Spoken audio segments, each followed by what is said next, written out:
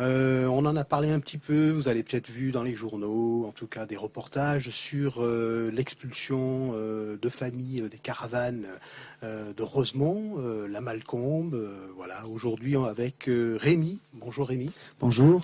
De l'association Espoir Fraternité Tzigane de Franche-Comté, qui est venu avec Pascal, qui fait partie aussi de l'association. Bonjour. Bonsoir. Pascal, bonsoir. L'idée de les inviter, c'était un peu justement qu'ils viennent parler, s'exprimer en dehors des moments où justement où il y a des confrontations, justement où il faut mobiliser les gens pour essayer d'expliquer un peu les choses, replacer les choses dans leur contexte et essayer aussi de toujours avoir une vision un peu positive des choses. C'est un peu la difficulté. Les Roms, c'est vrai, les Tziganes, les gens du voyage sont souvent en première ligne, de plus en plus. C'est la rupture aussi, on a beaucoup parlé des pays de l'Est, de la Roumanie.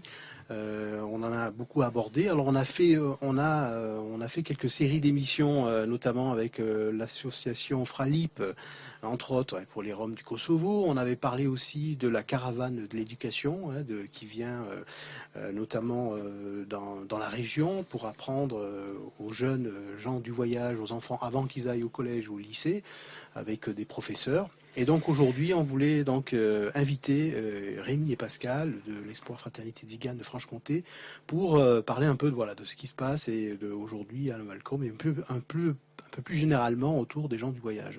Alors justement, Rémi, peut-être tu pourrais nous parler de ton histoire à toi. Ah.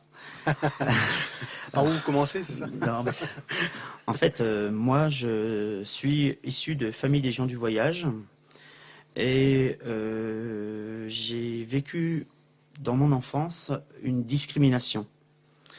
Moi et mes frangins, on a tous été placés à la DAS. Et je m'en suis pas rendu compte que c'était lié parce que j'étais de famille de gens du voyage. C'est que plus tard, quand je me suis intéressé à mes origines, que je me suis rendu compte qu'il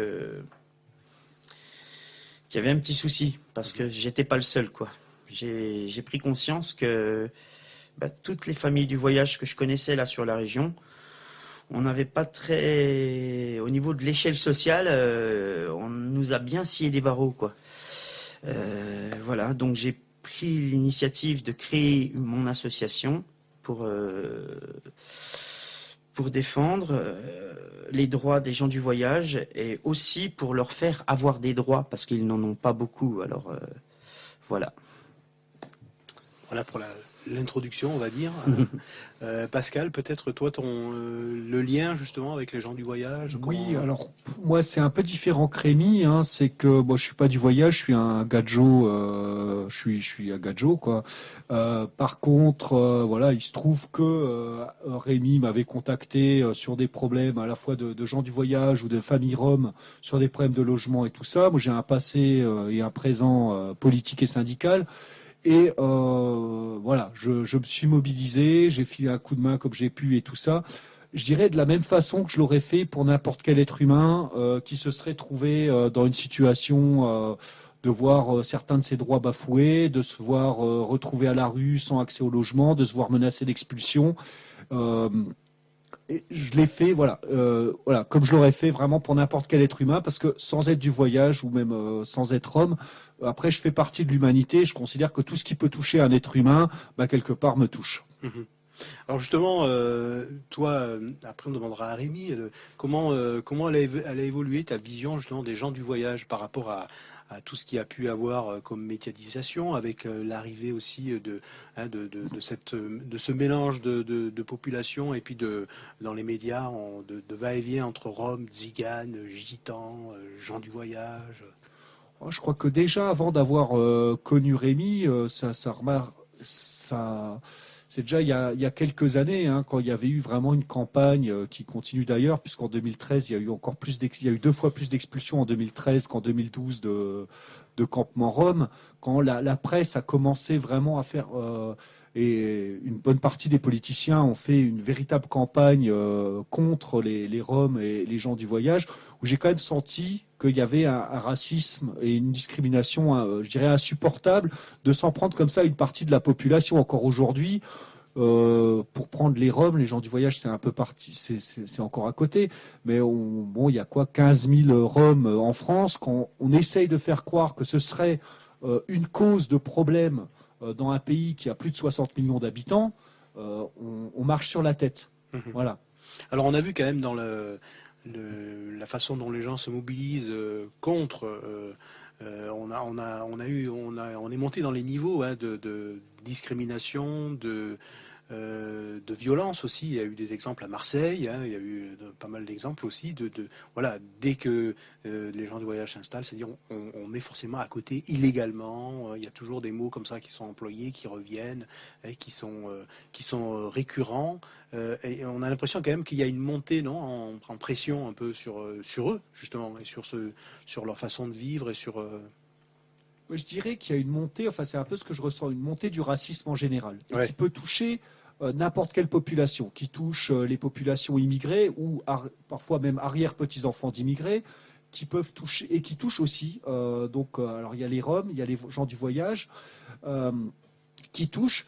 Quand on parle des campements, qui sont en fait des bidonvilles, c'est pas des campements parce que c'est des gens qui sont sédentaires, pour la grande partie des Roms, c'est des bidonvilles. Personne n'a envie de maintenir ces bidonvilles comme étant un idéal. C'est par contre, qu'est-ce qu'on peut proposer ?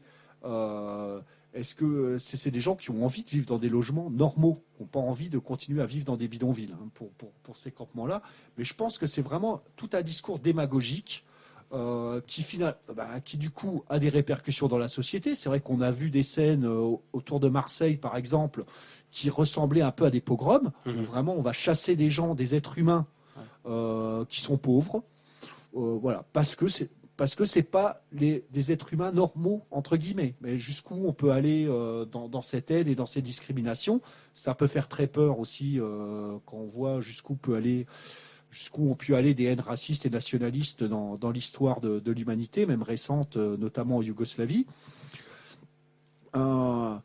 Avec quelque chose, le problème, parce qu'on parle, y compris actuellement du ministère de l'Intérieur, d'un problème rome, le problème c'est celui de la misère, qui touche des familles roms, qui touche des familles de gens du voyage, qui touche d'autres familles aussi, et c'est là qu'est le réel problème, et je pense qu'un pays comme la France, qui est un des plus riches du monde, a les moyens de redistribuer les richesses pour permettre à tout le monde d'avoir une vie décente, et pas de faire que des un peu moins pauvres vont s'en prendre des un peu plus pauvres dans un enchaînement qui peut aller très loin dans la barbarie.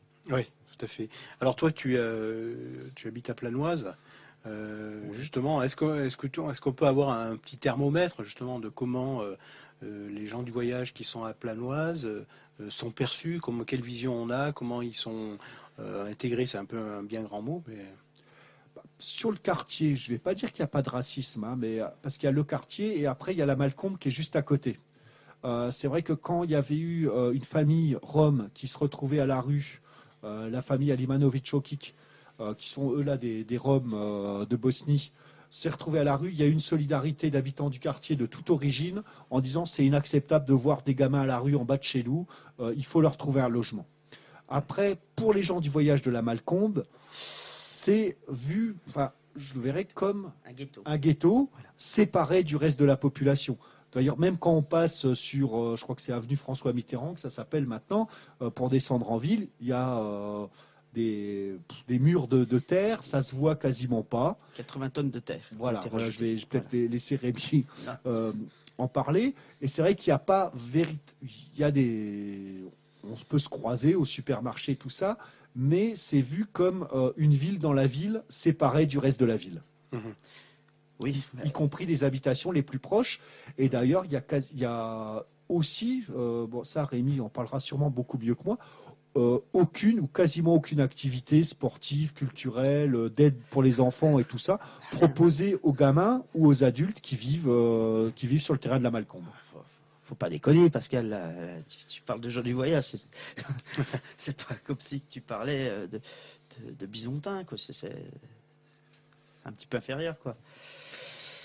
Voilà. L'historique, justement, de la Malcombe, ça a été mis en place quand ? La Malcombe, elle a 30 ans. Elle a 30 ans.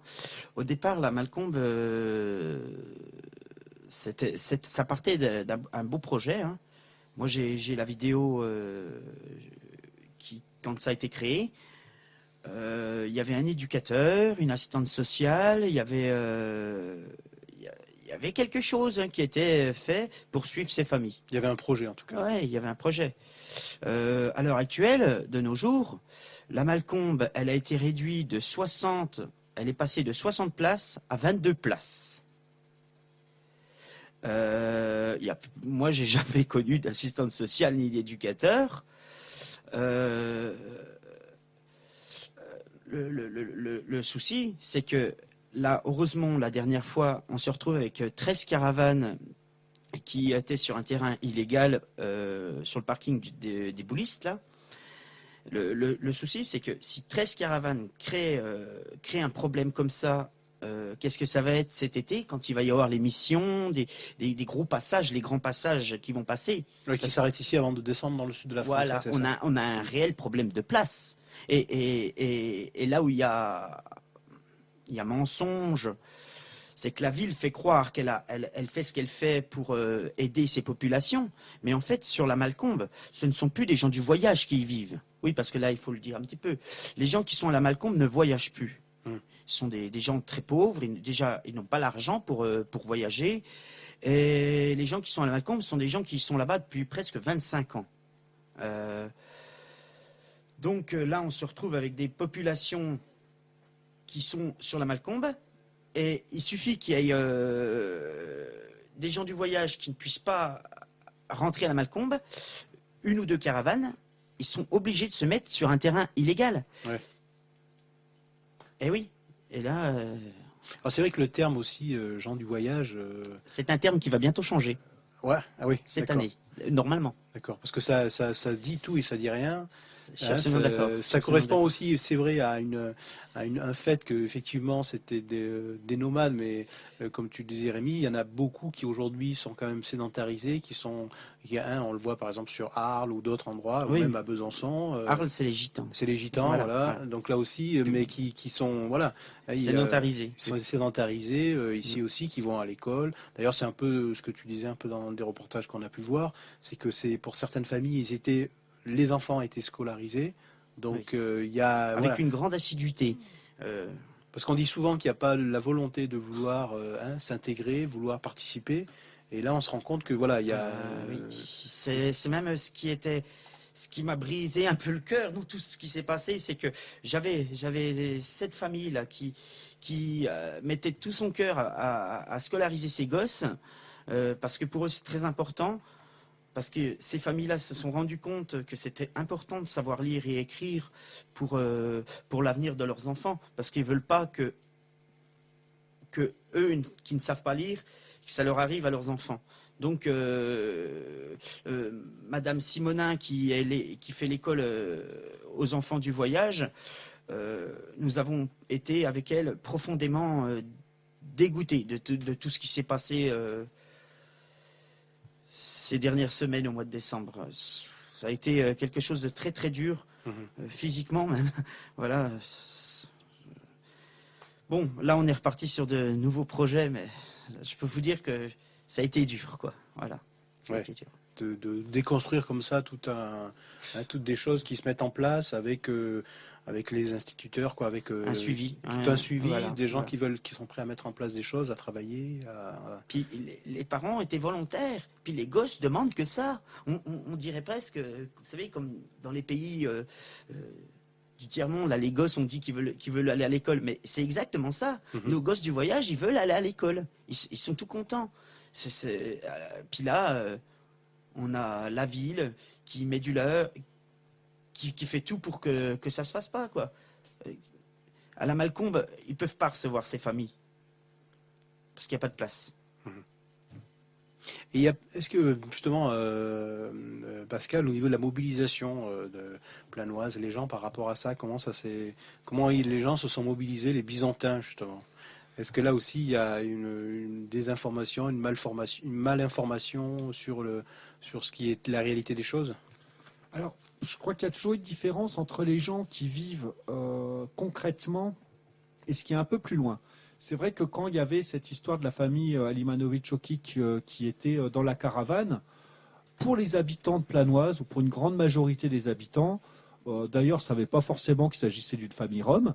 Ils voyaient juste des gens qu'ils avaient connus depuis longtemps, dont les enfants allaient à l'école, donc étaient les copains, les copines de leurs gosses, qui se retrouvaient dans une caravane et qui disaient c'est quand même pas possible qu'aujourd'hui, au XXIe siècle, une famille vive dans 2 caravanes sur un parking. Enfin, c'est même pas des caravanes, hein, c'était des camionnettes. Là, on n'est même plus dans les caravanes. C'est des familles qui sont là. Du coup, c'est pas du tout des gens du voyage. Hein, c'est des gens qui ont fui la guerre de Bosnie-Herzégovine parce que les Roms étaient victimes un peu de tous les groupes nationalistes à l'époque, qui se sont installés à Besançon et où là, je crois, les habitants, il y a eu une mobilisation quand même des habitants, au moins des immeubles autour, pour dire ça, c'est pas supportable. C'est pas supportable de voir des gamins aujourd'hui qui n'ont pas un toit, qui n'ont pas l'eau courante, qui n'ont pas des toilettes, pour prendre des choses très basiques. Quand c'est un peu plus loin, après, c'est vrai que les préjugés peuvent venir.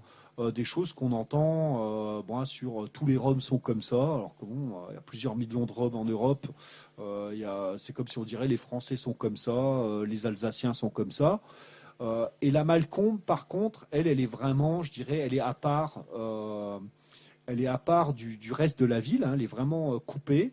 Par contre, quand il y avait eu la volonté de la mairie de fermer le terrain, mais là, c'est les voyageurs eux-mêmes qui ont quand même su se faire entendre pour conserver leur lieu de vie, quoi, leur logement. Et c'était la première fois, d'ailleurs, Pascal. C'est la première fois que les voyageurs ont pris conscience qu'ils pouvaient se défendre. C'est la première fois. Au mois d'octobre, hein, c'était au mois d'octobre dernier, les gens du voyage ont reçu une petite lettre leur disant qu'ils devaient partir de la Malcombe, avec bien marqué et spécifié que les solutions de relogement, c'était eux qui devaient se les trouver, et point barre, la ville ne pouvait pas en être responsable. Le Grand Besançon. Hein, Pascal, hein, le Grand Besançon. Voilà, ils ont pris conscience qu'ils pouvaient se défendre, et là, je pense que ça va changer un petit peu là sur Besançon dans les mois qui vont venir. Parce que c'est vrai qu'il y a cette volonté de pas forcément d'être tout le temps sur le devant de la scène. Hein, ils ont toujours été un peu en retrait. Et c'est vrai que du coup, quand on se mobilise, forcément, hein, ça amène les autres à mobiliser même ceux qui sont contre. Et du coup, ça devient compliqué. De style, bien sûr, après il y a des choses qu'on entend souvent dire, voilà, ils payent pas d'impôts, ils ont pas de frais de maison, ils ont pas de ceci, ils ont pas de cela. Ah bah tiens, parlons de ça. Ça coûte une fortune, hein, d'être sur l'aire d'accueil de la Malcombe. Ça coûte très très cher. Pour y rentrer sur la Malcombe, il faut déjà aligner les 200 € cash en liquide avant d'y rentrer. C'est une caution, mais il faut sortir 200 €. Pour être sur la Malcombe, par jour, ça coûte presque 10 € par jour à une famille pour y être. Pour avoir quoi comme prestation? L'eau, électricité et un chiotte, excusez-moi de dire comme ça, mais bon, je vois pas d'autres noms parce que la peinture est toute... voilà, c'est un WC et de l'eau, électricité. Presque 10 € par jour par famille. Souvent on dit ils ont tout gratuit. Les gens pensent, moi Pascal, je l'entends ça.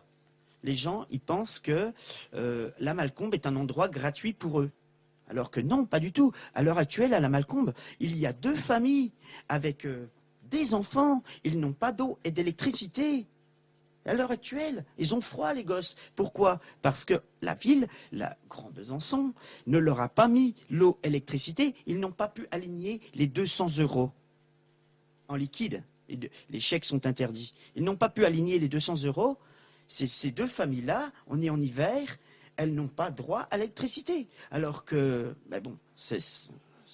voilà. Moi, je trouve juste ça pas normal. Et pourtant, je connais ces familles-là. Ce sont des gens qui sont honnêtes et tout. Non, il n'y a pas moyen de s'arranger, qu'on puisse étaler cette somme en plusieurs fois. Non, ils n'ont pas les 200 €, donc les enfants sont privés d'électricité. Moi, je ne l'accepte pas, ça, en tout cas. Voilà. Je suis bien content de vous le dire. Il faut en profiter, on est là pour ça. Quand même, rapidement, ne paye pas d'impôts. Je dirais que pour toutes les familles pauvres, c'est une réalité, oui et non, qu'on soit du voyage ou pas. C'est que de toute façon, tout le monde en France, même les plus pauvres, on paye l'impôt le plus injuste, qui est la TVA. Donc déjà, il y a cet impôt-là qui est payé. Oui, mais Pascal.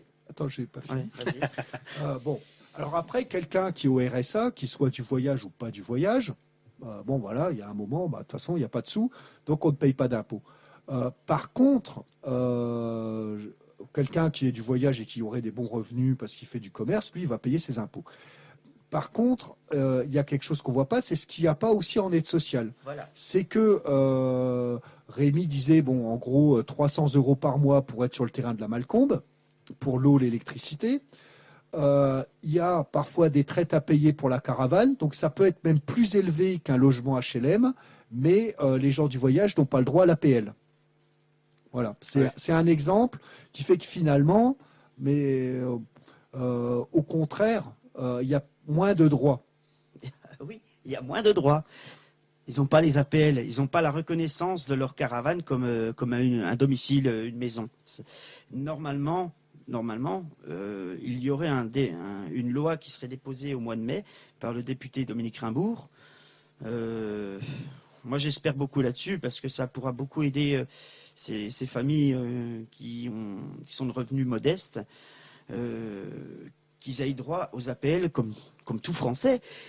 En fait, finalement, les gens du voyage ne réclament pas grand-chose. Ils réclament juste les droits communs. Les mêmes droits que tout le monde. Ils demandent juste à être considérés un peu comme tout le monde, quoi. Mais voilà. Alors d'ailleurs, par rapport à ça, il y a une photo, Rémi, sur le réseau, où on voit toute une équipe qui montre un papier, une pièce. Et c'est vrai que c'était en 1912 qui avait été mis en place pour les nomades, les tziganes, les manouches, ce fameux Carnet anthropométrique. Voilà, carnet anthropométrique qui a été après modifié en 1969, mais qui continue aujourd'hui à être sous une autre forme en fait. Alors oui. En fait, à l'heure actuelle, il y a encore le livret de circulation. Voilà, c'est ça. Vu que en 2012, le carnet de circulation a disparu. Le carnet de circulation, c'était juste une condamnation à vie. Tu naissais, tu étais condamné jusqu'à ta mort à te pointer tous les 3 mois dans une gendarmerie. Dès que tu naissais, le petit gamin, tac, son carnet devait être pointé tous les 3 mois dans une gendarmerie. Pourtant, ils n'avaient rien fait d'autre que de naître, ces gens-là. Là, ce carnet de circulation a disparu le 7 octobre 2012. Il reste le livret de circulation qui sert de carte d'identité en plus et qui est une véritable discrimination, ce livret de circulation, parce que les gens du voyage ne peuvent pas...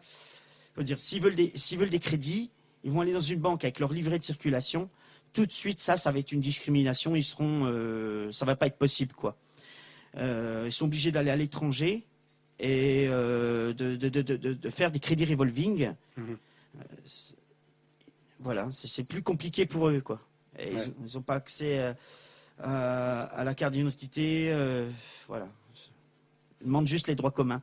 Alors c'est vrai que s'ils enlevaient, j'avais vu un article qui disait que s'ils enlevaient leur roue, leur caravane, ils pourraient toucher du coup les APL parce que ça devient un mobil-home, donc on n'est plus du tout dans la même configuration. Hein, mais bon, c'est des fois c'est la loi française. Oui, j'entends ces trucs. c'est vrai. Oui, c'est comme hier, une personne. On avait mis un panneau là sur notre blog internet. On avait mis une photo d'un panneau où il y avait marqué strictement interdit aux gens du voyage. Bon, la question c'est, est-ce que je me pose, et aux gens qui voyagent pas, c'est interdit de se garer ou pas? Alors il y a quelqu'un qui est venu et qui a dit, oui, mais si vous laissez vos moteurs allumés, vous savez que vous avez le droit de rester. Alors j'ai pas bien compris. Si on se pose à un endroit, c'est pour un peu vivre. Je vois pas l'intérêt de laisser nos moteurs allumés. Alors, ce qui nous permet aussi d'aborder cette problématique d'insertion, d'intégration, c'est l'aire de voyage. Donc, c'est un espace où on est censé passer, on est censé séjourner. Alors, l'aire d'accueil, l'aire d'accueil, ouais. Qui s'appelle un terrain désigné. Il y a le terrain désigné de Besançon, et il y a aussi autre chose qui s'appelle les aires de grand passage. Alors là, comme Tees, on a celle de Tees, mais là, les gens du voyage n'ont absolument pas le droit d'y aller dessus. Voilà, ouais. Ça, c'est que pour les grands passages, pour les missions. Et c'est la préfecture et le Grand Besançon qui gèrent ça. Et c'est eux qui décident quand il y a des groupes qui vont aller dessus. Les gens du voyage ne peuvent pas aller dans l'aire de grand passage. Le terrain désigné, chaque commune de plus de 5000 habitants doit en avoir une. Ouais, c'est ça. Comme d'ailleurs s'invite maintenant, s'ils nous écoutent, ils doivent faire la leur bientôt, j'espère. Ils sont passés de plus de 5000 habitants maintenant. Alors je sais qu'il y a eu beaucoup de projets, par exemple à Lille, de quelque chose d'un peu plus ancré dans la sédentarité, justement, dans ces projets de terrains familiaux, vraiment de participation, de pouvoir faciliter aussi cette mise en place. De toute façon, les gens qui sont sur la Malcombe, c'est l'avenir, quoi. Parce que les gens qui sont sur la Malcombe, il n'y a que cette solution-là à trouver, ce sera les terrains familiaux. Et j'en vois pas d'autres. Ça passera que par les terrains familiaux. Parce que c'est leur rêve, quoi. Ils veulent qu'est-ce qu'ils veulent? Ils veulent un petit terrain pour se poser et vivre tranquille, quoi. Voilà. Alors vous, l'association Espoir Fraternité Tzigane en Franche-Comté, elle est à Frézan, c'est ça? Oui, elle est à Frézan dans le Jura. Dans le Jura. Mais bon, ça n'empêche pas que voilà, c'est une solidarité, on va dire, entre tous. Vous êtes tous de la même famille. On agit beaucoup sur Besançon, par contre. Voilà. Alors, je vous propose de faire une petite pause. Alors justement, on va écouter un petit reportage que j'avais fait justement sur ces camions écoles, notamment avec la Z de Franche-Comté. Donc pareil, eux aussi à l'époque, il manquait de budget aussi pour pouvoir mettre en place. Vous imaginez, bon voilà, c'est des professeurs qui sont volontaires et qui viennent participer. Aujourd'hui, qu'est-ce que l'éducation nationale a pas mal de difficultés avec on va dire le circuit classique entre guillemets. Et là, c'est pas facile. Et puis on se retrouve après, si vous voulez bien, Pascal et Rémi, pour parler, peut-être d'un aspect familial que tout à l'heure on avait discuté par rapport à ta grand-mère qui avait été à Arquestan, puisqu'on avait reçu ici Alain Gagneux qui a fait un ouvrage. Vous avez reçu Alain Gagneux? Ouais, tout à fait. Oh, j'ai une profonde admiration pour Alain Gagneux. Bon, on en parlera après. Tout à fait. On écoute ça.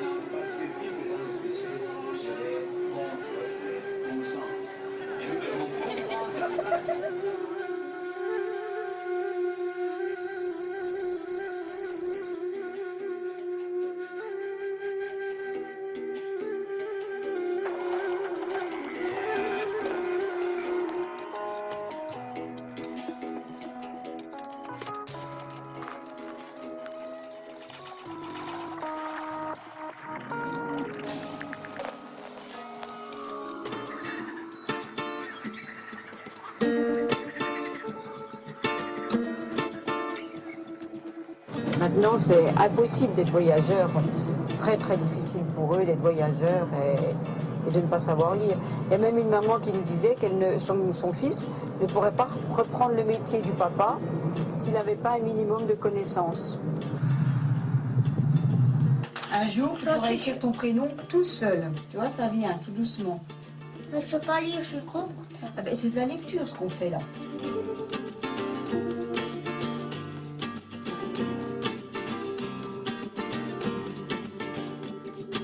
Anne-Marie Leguire et Pierre Guérin sont des professeurs des écoles un peu particuliers. Leur école se déplace au fil d'aires de stationnement et n'accueille que des enfants entre 3 et 6 ans et entre 12 et 16 ans. Ils enseignent dans des camions-écoles circulant sur le département de la Haute-Saône.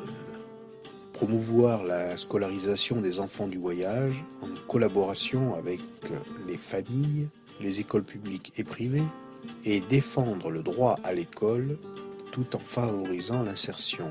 Vaste programme pour ces camions-écoles. Mais dans cette mission, ils ne sont pas tout seuls. Ils sont accompagnés par le coordonnateur départemental académique, Jean-Pierre Felpin, professeur spécialisé et président de la CET Franche-Comté, association militant pour l'aide à la scolarisation des enfants de Tziganes. Il assure les relations et les médiations entre les partenaires et les voyageurs. Ce dispositif, cohérent, partagé et accepté par tous, sédentaires et voyageurs, permet à l'heure actuelle de scolariser la quasi-totalité des enfants relevant du premier degré et en bonne voie pour le second degré et les petits relevant de maternelle. La Haute-Saône est l'un des 4 départements de l'Académie de Besançon, un département qui est fortement rural. Sont concernés par ce dispositif plus de 300 élèves de 3 à 16 ans. Ce sont des familles tziganes qui fréquentent surtout un triangle situé entre Vesoul, Lure et Luxeuil. Il y a aussi des familles sédentaires de forains. Voilà pour la présentation. À présent, petite visite des lieux et explication de ce dispositif de scolarisation pour les enfants du voyage en compagnie de Anne Le Gouir et Pierre Guérin. Alors, je suis Anne-Marie Le Gouir, je suis enseignante depuis 35 ans, professeure des écoles. Donc, j'ai fait beaucoup de maternelle jusqu'à il y a 5 ans. Et il y a 5 ans, j'ai eu la possibilité de prendre ce poste en camion école. Donc, j'ai postulé, je l'ai eu. Qu'est-ce qui vous a fait choisir? Qu'est-ce qui vous a donné envie de venir dans ce camion école? La façon de travailler dans le camion. Le fait que tout ne soit pas prévu d'avance. J'aime encore bien l'imprévu. Bon, même si des fois, il y en a un petit peu trop dans le camion. Rencontrer des gens que je ne connaissais pas. Alors justement, est-ce que vous pouvez nous expliquer un peu c'est quoi ce camion école alors? C'est une école à l'intérieur et on va sur les terrains où stationnent des gens du voyage. Donc le but premier des camions, ça c'est une chose que j'ai comprise dès mon arrivée dans les camions, le camion n'est pas une fin en soi. On est une passerelle pour emmener les enfants à l'école en dur. Donc pour l'instant, en Haute-Saône, ils ont les camions circulant depuis 15 ans. Le travail est fait au niveau des élèves du primaire. On n'en accueille plus dans les camions. Mais sur les terrains, on continue à sensibiliser les parents qui n'envoient pas leurs enfants à l'école tous les jours, ou des nouveaux arrivants qui viennent d'autres régions où la scolarisation n'est encore pas effective pour les enfants de 6-12 ans. Donc nous, on se charge de les envoyer vers une école. Et dans le camion montent les petites maternelles, de 2 voire même 1 an. On commence dès 1 an, parce que c'est une sensibilisation, donc les parents viennent avec. Les parents viennent avec, la grande sœur, un grand frère, un tonton, une tata viennent, et puis les enfants restent 1 heure ou 2, mais ils s'habituent progressivement. Le camion va sur les terrains pour emmener les enfants à l'école. Donc en Haute-Saône, tout le travail des camions écoles, bien avant que j'arrive, a beaucoup travaillé sur les enfants d'âge primaire qui vont tous à l'école. Et les camions continuent d'entretenir cette inscription. C'est-à-dire qu'en arrivant sur les terrains, on vérifie que tous les enfants d'âge primaire sont bien inscrits et que s'il y a des nouveaux arrivants, s'ils sont là pour un certain temps, les inciter à aller s'inscrire dans une école, voire de les aider à aller vers une école, de les orienter. Autrement, nous accueillons donc les petites maternelles, je vous disais, depuis l'âge de 1 an, avec des parents, pour les habituer tout doucement à aller à l'école. Dès qu'ils peuvent être inscrits en école maternelle, on essaie d'accompagner les familles aussi en école maternelle. Parce que c'est quand même mieux si les enfants peuvent fréquenter l'école maternelle 1 an, voire 2 ans avant d'arriver au CP. Tous les pré-apprentissages sont quand même très importants. Et ensuite, nous nous occupons des collégiens, donc dès la sortie du primaire, vers 12 ans, jusqu'à 16 ans. Alors, pour les collégiens, il y a inscription obligatoire au CNED. Et ensuite, présence liée au CNED. Il y a des conventions qui ont été signées avec les collèges de Haute-Saône. Et donc, pour travailler sur leur devoir du CNED, ils doivent venir à raison d'une demi-journée en collège avec nous. Alors, une demi-journée pour les collèges de Luxeuil et Vesoul. Et puis, une journée maintenant pour le collège de Lure, parce que c'est la 2e année que nous avons mis cela en place.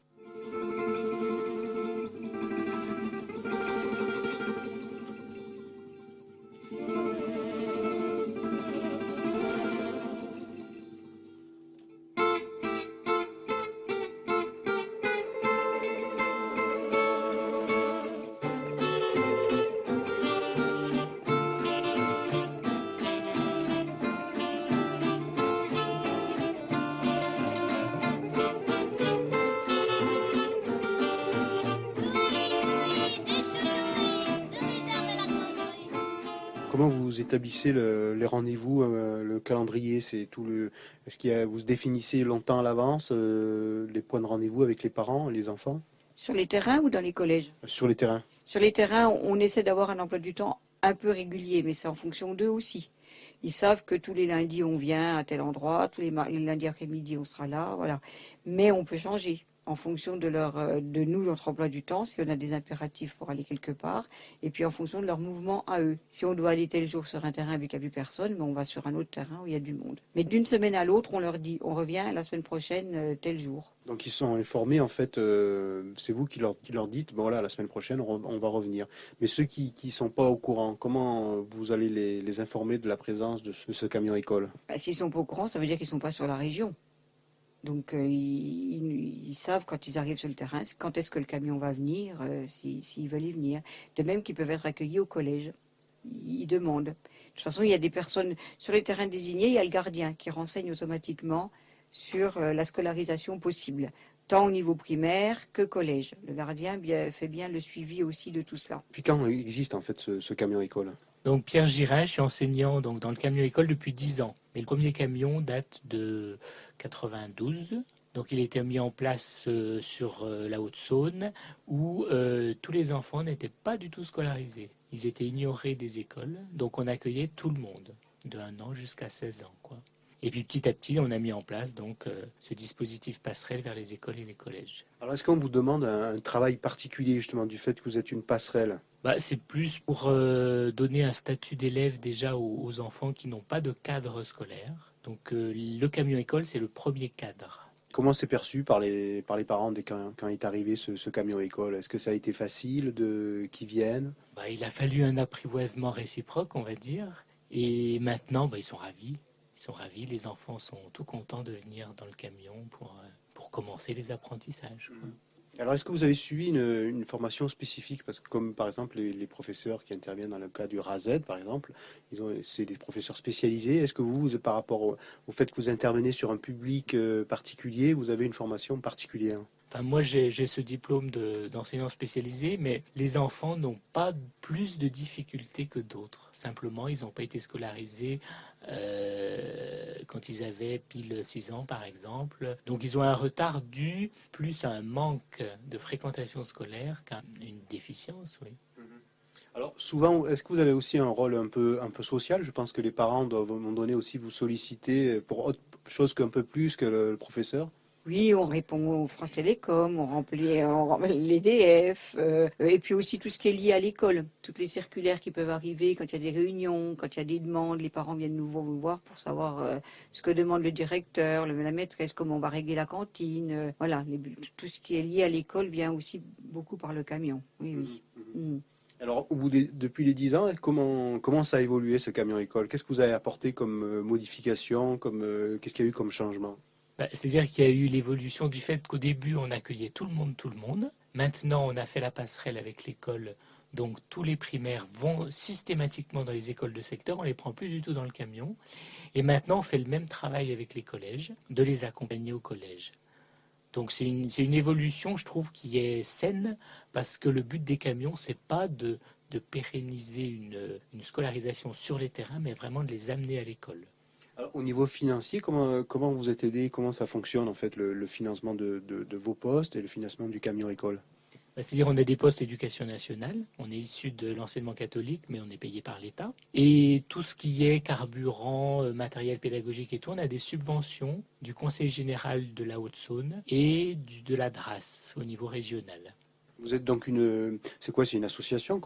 Voilà, oui, c'est l'association qui s'appelle Assets Franche-Comté, aide à la scolarisation des enfants de Tsigane, qui est le support pour le financement des camions écoles. Alors, à l'heure d'aujourd'hui, est-ce qu'il y a assez de camions écoles par rapport au public que vous touchez, ou est-ce qu'il y aurait un besoin supplémentaire? Comment vous jugez par rapport à l'effectif? C'est-à-dire qu'il y a déjà eu une nette évolution de la part des écoles et des collèges pour une meilleure scolarisation. Donc le but, c'est pas non plus qu'il y ait des camions de partout, bien qu'en Franche-Comté, on nous demande d'étendre le dispositif de la Haute-Saône sur tous les autres départements franc-comtois. Donc maintenant, on intervient sur Belfort, Montbéliard, et on va essayer d'intervenir aussi entre Besançon et Dole avec un 3e camion école, mais toujours avec cette idée de passerelle, quoi. Ça, c'est très important. Et au niveau du rythme, c'est 1 fois par semaine, c'est 2 fois par semaine, comment ça s'organise? C'est 1 fois par semaine, pas plus, parce qu'on ne veut pas non plus donner des habitudes mauvaises, entre guillemets, que le camion soit toujours présent sur les terrains. Donc c'est notre volonté d'aller qu'1 fois par semaine. S'ils veulent plus d'école, ils vont au collège.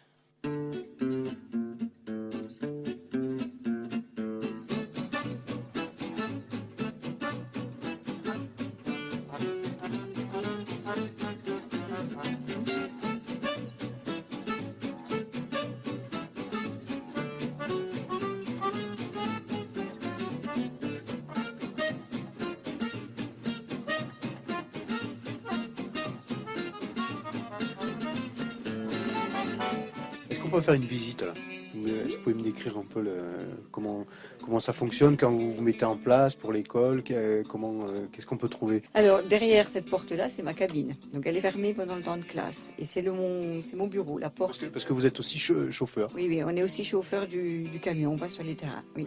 Alors maintenant que les terrains désignés sont bien macadamisés, c'est un petit peu plus gérable que quand on allait dans les champs en plein hiver. Hein. On s'est déjà retrouvé embourbé aussi avec le camion. Donc ça, c'est mon tableau, c'est la porte. Voilà. Donc là, il y a leur programme de travail, le travail des élèves, les crayons. Des placards qui sont plutôt réservés à moi, c'est dans lesquels il y a tous les classeurs de travail. Des tables qui sont réglables pour les petits. Quand il y a trop de petits sur un terrain, on ne prend que les petits en début de matinée ou d'après-midi. Et ces deux tables-là se descendent pour être à leur hauteur. Les petits, quand je dis petits, c'est maternel, hein, pas plus de 6 ans. Et puis autrement pour les adolescents. Là, les étagères, alors de fiches accessibles pour les enfants, ils se servent eux-mêmes. Donc tout ce qui est lecture, carton syllabe, je lis, tout ce qui est mathématiques, tout ce qui est écriture de mots, les jeux d'espace.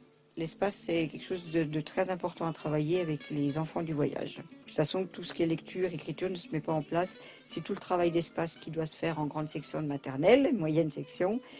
Si tout ça n'a pas été fait, il y a un manque. Après, il y a une difficulté à mettre la lecture en place. Le coin espace est très important. Là, en dessous, c'est une table que pour les petits, qui se rentrent. Oups, il y a quelque chose qui coince. Et puis en dessous, des jeux aussi accessibles librement pour les petits. Beaucoup de manipulation. Très important aussi qui manipulent. Avec les enfants du voyage, on ne laisse pas beaucoup de traces écrites parce que dans leur caravane, ils n'ont pas la possibilité d'avoir tout un matériel écrit comme pour d'autres enfants.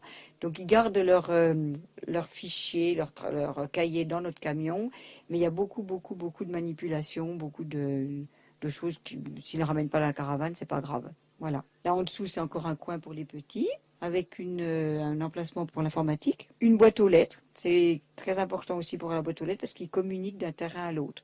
Pour nous, c'est un support d'écrit et pour eux, c'est une communication d'un terrain à un autre.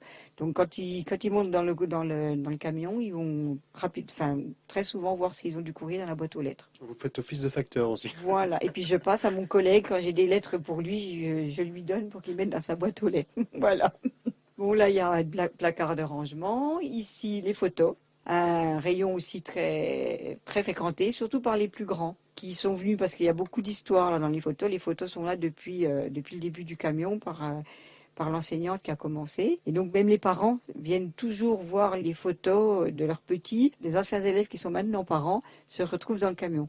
Et ça, ils aiment beaucoup. Le coin bibliothèque. Une autre table avec aussi une prise informatique.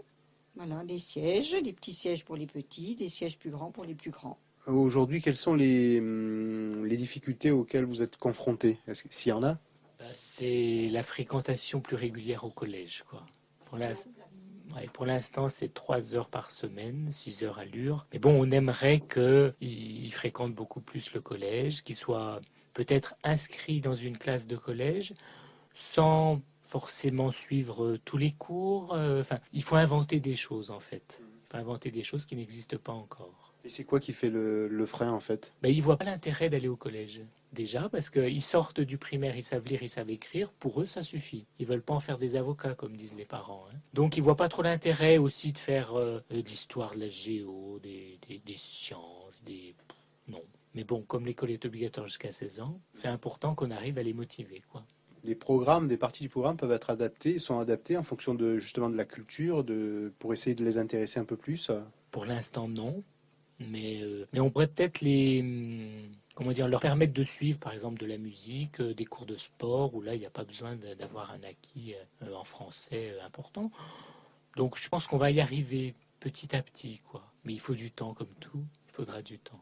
Puis, il faut qu'ils sentent aussi qu'on n'est pas une classe purement, quoi, enfin comme une autre classe, quoi. Et que c'est important qu'au collège, il y a autre chose.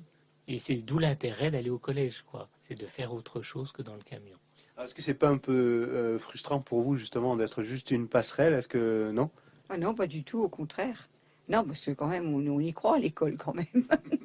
Donc on sait bien que nous, on n'est pas suffisant. Hein. Et puis pour reprendre ce que tu disais par rapport aux arts plastiques, musique, en maternelle, les petits, c'est bien qu'ils fassent au moins une fois peinture dans le camion pour qu'ils aient envie d'en refaire et qu'on leur dise, tu vois, si tu allais à l'école, t'en ferais tous les jours de la peinture.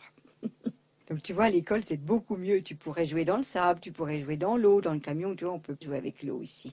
On peut pas faire peinture tout le temps. Quand il y a les grands, c'est pas possible qu'on déballe toute la peinture. Donc c'est une incitation aussi à aller à l'école, de voir que on met de l'appétit. Est-ce que les plus grands, ils abordent avec vous les difficultés qu'ils peuvent rencontrer à l'école justement face aux autres élèves? Est-ce qu'il peut y avoir de la discrimination, un regard particulier, une certaine jalousie aussi, parce que c'est une forme de vie différente? Est-ce qu'il aborde ça avec vous? Oui, des fois le soir, on reste sur le terrain pour accueillir ceux qui reviennent de l'école. Donc ils aiment beaucoup remonter dans le camion. Et puis c'est aussi pour leur montrer qu'on les abandonne pas à l'école. Donc c'est vrai qu'ils parlent de leur journée de classe et c'est pas toujours facile, c'est sûr. Et c'est là où ils apprennent à vivre avec les autres.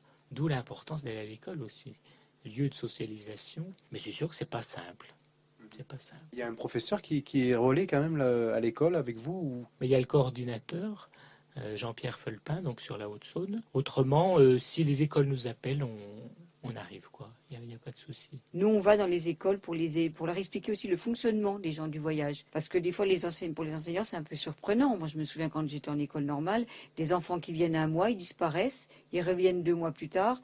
Donc ça, des fois, il faut l'expliquer aux enseignants aussi que c'est pas parce qu'ils s'en moquent, c'est pas parce que, ou bien s'ils oublient des rendez-vous, c'est pas parce qu'ils s'en moquent, c'est parce qu'il y a des autres choses qui se sont passées sur le terrain. Chez eux, il y a des priorités qui ne sont pas spécialement les mêmes priorités que nous. Et c'est pas parce qu'ils s'en moquent, c'est pas parce que l'enseignant n'est pas important. Et puis pour eux, si c'est pas fait aujourd'hui, c'est pas grave, il y aura encore demain. Mais par contre, si la grand-mère est malade, s'il y en a un tonton qui a eu c'est la priorité, on y va. Alors justement, c'est quoi comme outil que vous avez de spécifique que vous mettez à disposition des professeurs? Vous avez quoi Les CD-ROM pour présenter des fiches de travail en lecture, beaucoup en lecture. Toute la lecture se fait par carton syllabe. C'est purement syllabique, hein. C'est-à-dire que là, c'est avec des enfants qui ont des difficultés au niveau l'âge, hein, l'âge qui est vraiment une difficulté, c'est du syllabique, tout simplement, avec une progression. Et c'est important qu'ils voient aussi l'évolution. C'est-à-dire pour apprendre à lire, c'est pas magique, parce qu'ils ont ça vraiment en eux. Ils croient que de monter dans le camion au début, 1 heure, ça suffit, on sait lire. Donc il faut qu'on leur fasse prendre conscience que c'est pas magique, qu'il faut du temps, etc. Donc ça, c'est très important aussi, de leur faire prendre conscience, toujours sur la même démarche pour chaque son, qu'ils s'y retrouvent, qu'ils soient un peu autonomes. Donc ils peuvent être dans une classe de CM2, avec un programme différent pour l'apprentissage de la lecture, avec du travail personnel qui lui permet d'avancer à son rythme. C'était Anne-Marie Le Gouir et Pierre Guérin, professeurs des écoles. Vous pouvez retrouver les informations sur les camions écoles auprès de l'association régionale d'aide à la scolarisation des enfants de Tziganes sur le site www.jeanduvoyage70.fr. Vous pouvez aussi contacter le coordinateur Jean-Pierre Felpin au Centre académique pour la scolarisation des élèves nouvellement arrivés en France et des enfants du voyage, le CASNAV Besançon, au CRDP Saint-Rue de la Résistance à Besançon. Enfin, vous trouverez aussi dans le numéro 159 de la revue Diversité, intitulé Rome, Tziganes, gens du voyage, un compte-rendu du colloque organisé en 2008 par le CASNAV d'Académie de Besançon et l'Université de Franche-Comté, qui était intitulé Rome d'Europe, rupture, accueil et scolarisation.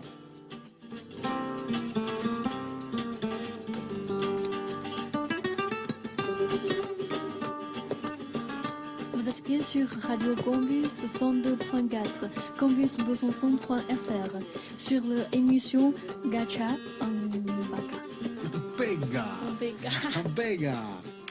Voilà, et puis on est toujours ensemble jusqu'à 19h. On va garder un peu nos invités, c'est bien, ils peuvent rester, donc ça va.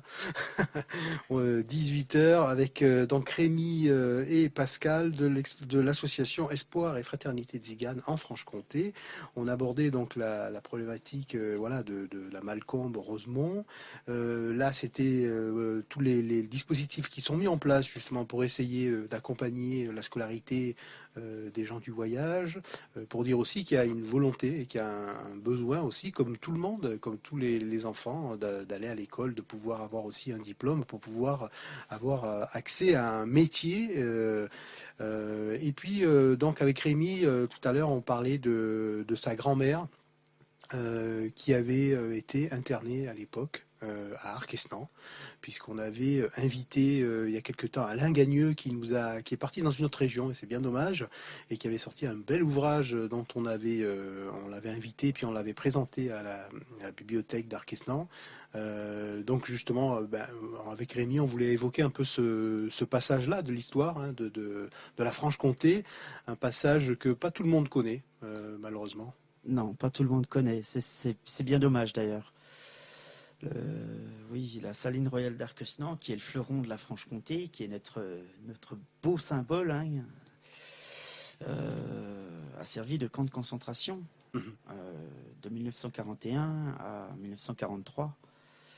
Et là-bas, des familles entières y ont souffert, la gale, la faim. Et ça, je regrette que peu de Francs-Comtois le savent. Je demande pas la France, je demande déjà les Francs-Comtois s'ils savaient que les familles qu'on fait souffrir de nos jours, dans nos régions, qu'on expulse, tout ça, ce sont les petits-enfants des familles qui ont été internées en 1943 à la Saline Royale. C'est pas... Voilà. Alors c'est vrai qu'il y en a qui sont... après ils sont partis, mais il y en a qui sont revenus. Oui. Moi je sais par exemple que j'habite à Liel, famille de ramoneurs qui habite à Liel, entre autres. Vous êtes de Liel? Oui. Ma grand-mère était de Cramant. Ah, d'accord. Villers-Farlay. Il y a les Crameurs aussi là-bas. Les Crameurs, voilà. C'est ça. C'est une famille dont je ne sais pas si c'est le père qui vient ramoner chaque année. Oui, on était du coin. On est resté à l'endroit où ils ont interné les familles. Tout à fait. Beaucoup sont restés par là-bas. Ils ont trouvé que c'était très joli d'ailleurs. Vous avez retrouvé justement quand Alain Gagneux est venu vous voir par rapport à votre grand-mère, il y a des choses qui restent de cette époque. Moi, avec Alain Gagneux, j'ai surtout découvert ce que ma grand-mère ne disait pas. Quand elle était encore en vie, je l'ai questionnée.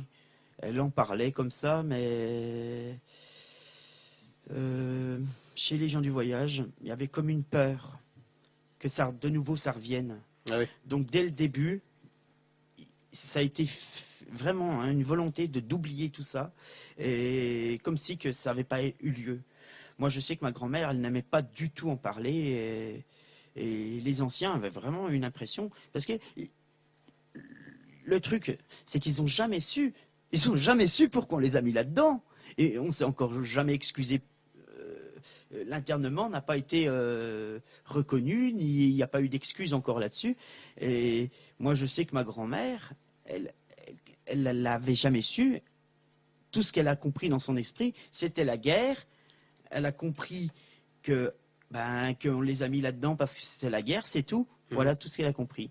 Et comme disait Alain Gagneux, à l'époque, c'était pas ce qui était demandé par les Allemands, en plus. C'était de les rassembler, mais pas forcément de les interner. Oui, parce que en fait, la saline royale d'Arquesnan, au départ, c'était juste un lieu de rassemblement. Elle était ouverte au départ, au tout départ. Et en fait, il y a eu des vols de lapins, de poules dans le village d'Arquesnan. Et de nombreuses plaintes se sont fait sentir auprès de la feldkommandantur de Besançon suite à ces vols de lapins. Et vu le nombre de plaintes qu'il y a eu, donc il devait y avoir beaucoup de lapins qui avaient dû être volés, ils avaient faim, quoi, je pense. Oui, c'est ça aussi. Ouais, je les comprends. Suite à ça, les portes ont été fermées. une fois ces portes fermées, c'est devenu un camp de concentration. Bon, bien sûr, quand on regarde comme ça, historiquement, on dit qu'il y avait une école dedans pour les enfants, mais c'était faux tout ça. Ça, c'était faux. Les gens crevaient de faim à l'intérieur. Les toilettes, c'était juste une horreur. Voilà. Et une épidémie de Galles a été dans ce camp-là. Et suite à ça, l'hôpital de Besançon était envahi par ces parasites tziganes. Donc la préfecture de Besançon, je dis bien la préfecture, je ne dis pas la fête commandanture, la préfecture de Besançon avait vraiment une volonté à ce que ça parte de notre région, parce qu'ils en avaient plus qu'assez de ces gens du voyage. C'était pour eux un lourd fardeau. Alors tout ce beau monde en 1943 a été transféré à Jargeau dans l'énorme camp d'internement. Voilà.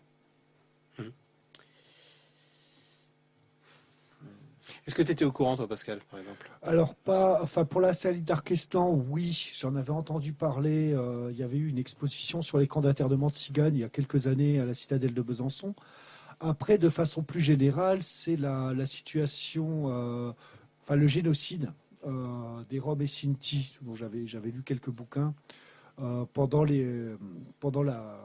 sous l'Europe nazie. Parce que, en particulier en Allemagne, puisque en même temps qu'il y avait le génocide à l'encontre de la population juive, il y a eu un véritable génocide aussi qui a été organisé à l'encontre des Tziganes, qui étaient appelés Roms et Sinti, qui sont appelés Roms et Sinti en Allemagne, qui s'est terminé aussi dans les chambres à gaz et dans les camps d'extermination d'Auschwitz ou de Majdanek, et aussi par les alliés des nazis, parfois sans véritables ordres de l'Allemagne nazie. Je pense aux massacres qui ont été commis par les Uchachi en Croatie, ou le génocide comme il a été commis en Transnistrie par le régime fasciste de Roumanie.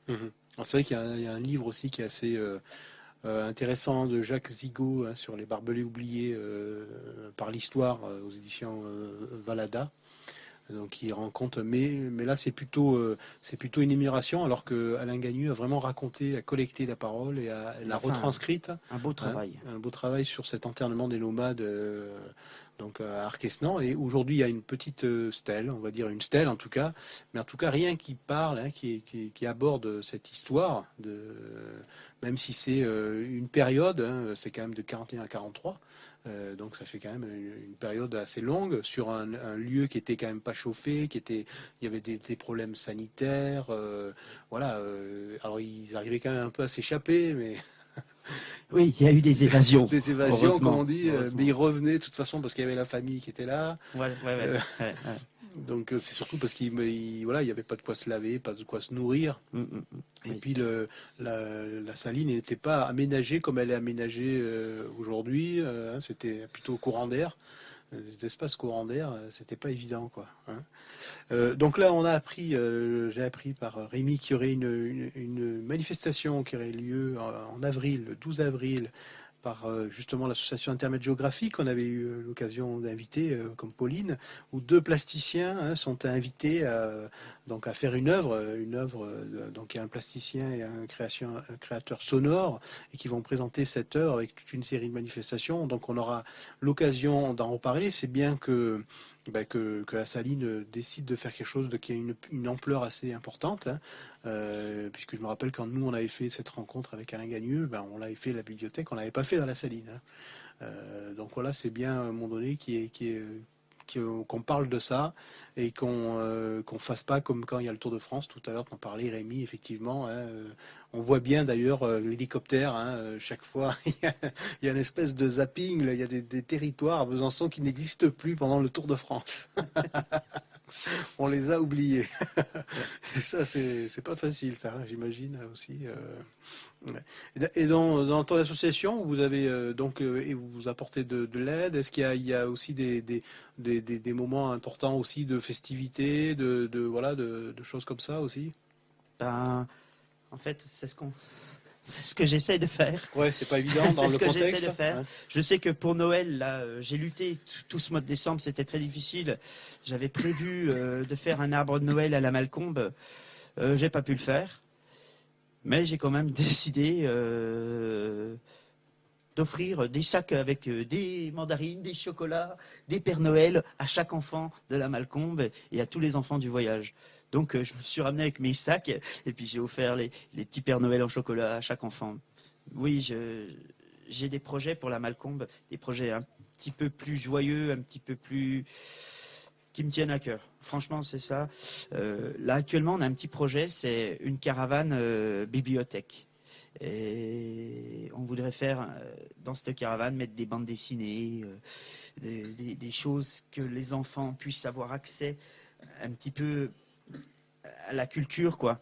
Parce que sur l'aire d'accueil de la Malcombe, ils ont les gros rochers là pour se fracasser la tête, c'est tout ce qu'ils ont. Hein. Ouais. Ils n'ont rien, les gosses, hein. Ils n'ont rien du tout.